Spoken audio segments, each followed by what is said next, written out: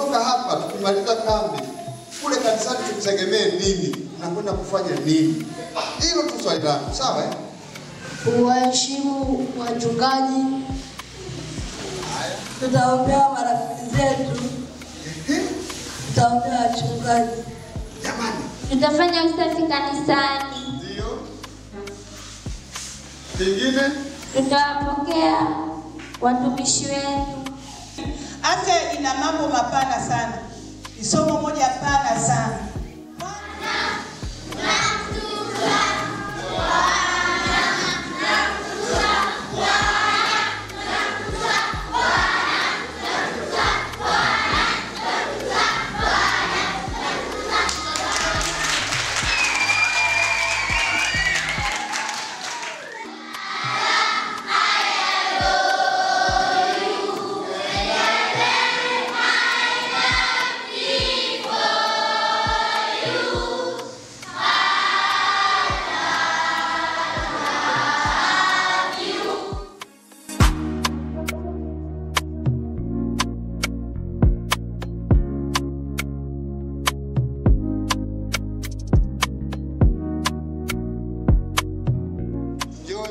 Andrew Pendua.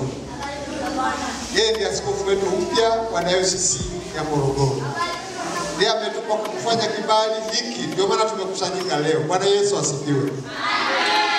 Kwa hiyo tuendelee kuliombea kanisa letu, tuendelee kumwombea askofu wetu, lakini tuendelee kuombea marafiki zetu wa kanisa la Asbury kule Marekani. Lakini na sisi tukawe wajumbe kwa wenzetu. Haya tuliyojifunza hapa tukawafundishe na wenzetu pia. Yale tuliyojifunza tukawafundishe na wenzetu pia. Tusiache kumwombea mchungaji wetu, tusiache kuombea usharika wetu wa Lutumi, tusiache kumwombea mchungaji wetu na wazee wake wa kanisa.